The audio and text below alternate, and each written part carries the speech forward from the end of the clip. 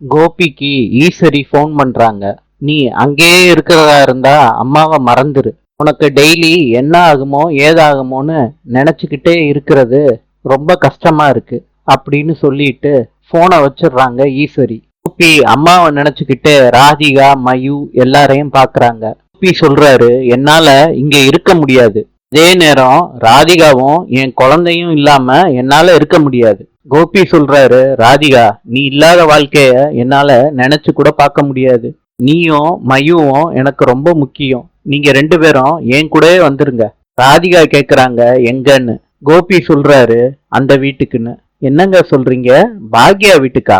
ஆமா ராதிகா.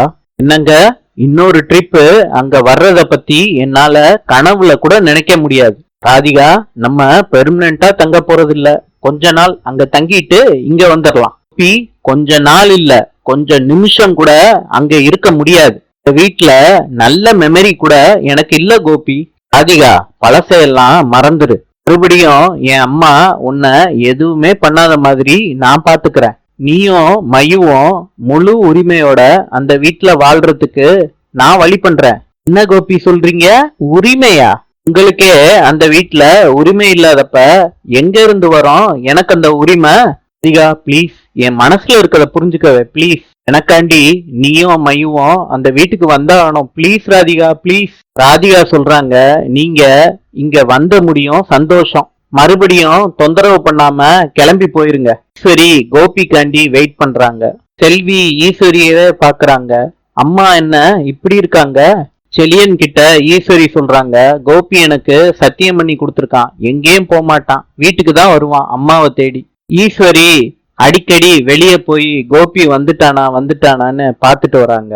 பாக்யா சொல்றாங்க, கோபியோட வாழ்க்கைய கோபி பாக்கட்டுமே, எங்களை மூளைக்கு மூளை உட்கார்ந்து அழுக சொல்றீங்களா அத்தை? ஈஸ்வரி சொல்றாங்க, பாக்யா உனக்கு வாயி இவ்வளவுன்னு நான் எதிர்பார்க்கவே இல்லை பாக்யா. பேசு பாக்யா, மனசுல எதையும் வச்சுக்காம நல்லா பேசு. நீ பேசி முடிக்கிறதுக்குள்ள என் பையன் இப்ப வந்துருவான் அம்மாவை தேடி.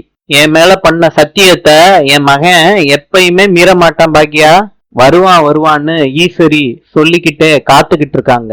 அப்ப கோபி கேட்டை திறந்துகிட்டு வர்றாரு. கோபி வந்துட்டானேன்னு ஈஸ்வரி சந்தோஷப்படுற நேரத்துல கோபி ராதிகாவையும் மயுவையும் கூட்டிட்டு வந்திருக்காரு. அத பார்த்த உடனே ஈஸ்வரி திகச்சு போய் நிக்கிறாங்க. இத பார்த்த செல்வி வேகமா வீட்டுக்குள்ள ஓடி போறாங்க. பாக்யாக்கா. என்ன செல்வி? அக்கா, கோபி சாரு தனியா போனார்ல, இப்ப ராதிகாவையும் மயுவையும் கூட்டிட்டு வந்திருக்காருக்கா. பாக்யா கேக்குறாங்க, செல்வி நிஜமாவா சொல்ற? ஆமாக்கா. ஈஸ்வரி, செலியன், இனியா 3 பேரும் திகச்சு போய் வெளியவே நிக்கிறாங்க. அவங்கள பார்த்துக்கிட்டே கோபியும் ராதிகா மயு 3 பேரும் நிக்கிறாங்க. கோபி ராதிகா கைய பிடிச்சு கூட்டிட்டு வர்றாரு. இப்ப ராதிகா மனசுல என்னென்ன நடந்துச்சுன்னு தாட்ல ஓடிக்கிட்டே இருக்கு. கோபி ராதிகா கிட்ட கெஞ்சி கெதறி பாக்குறாரு. ராதிகா மனசு இறங்கவே இல்லை. திடீர்னு கோபிக்கு நெஞ்சு வலி வருது. ராதிகாவும் மயுவும் பயந்து போயிடுறாங்க. அவங்க அம்மா கமலா கிட்ட சொல்லி மாத்திரையை எடுத்துட்டு வர சொல்றாங்க கோபிக்கு.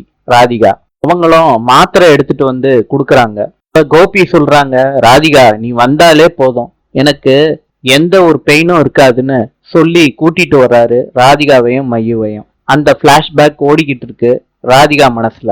ஈஸ்வரி பயங்கர கடுப்புல இருக்காங்க. அப்ப கோபி சொல்றாரு, ராதிகா மயுவை கூட்டிட்டு உள்ள போ. ராதிகா போகாம நிக்கிறாங்க.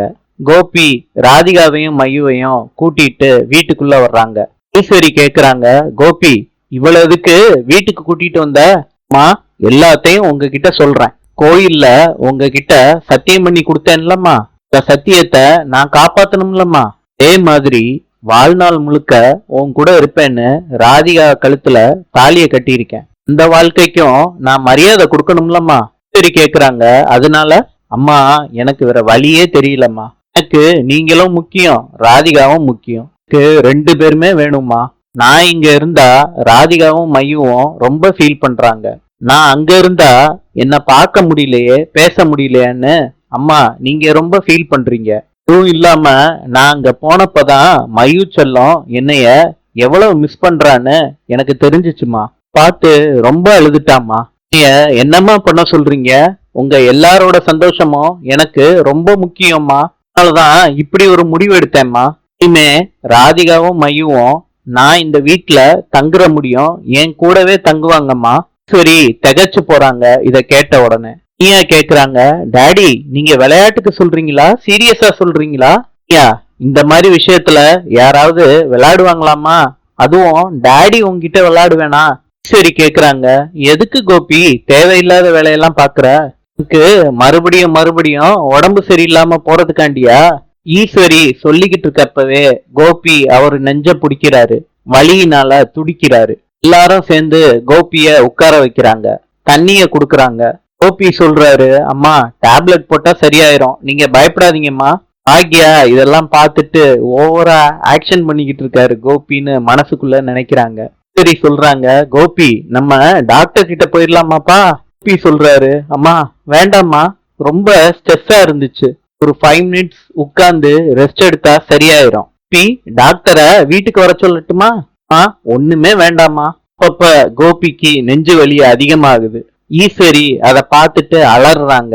சரி கேக்குறாங்க, எத்தனை நாளைக்கு இருப்பாங்க? கேட்ட உடனே கோபிக்கு வலி கூடிருது. சரி கோபி நீ பேச வேண்டாம், நானும் எதுவும் கேட்கலன்னு ஈஸ்வரி சொல்லிடுறாங்க. நீ திரும்பி வந்துட்டேலப்பா, அதே எனக்கு போதும்னு ஈஸ்வரி சொல்றாங்க கோபியை பார்த்து. கோபி சொல்றாரு, தேங்க்ஸ்மா. ராதிகா கோபியை பார்த்து அசந்து போயிட்டாங்க.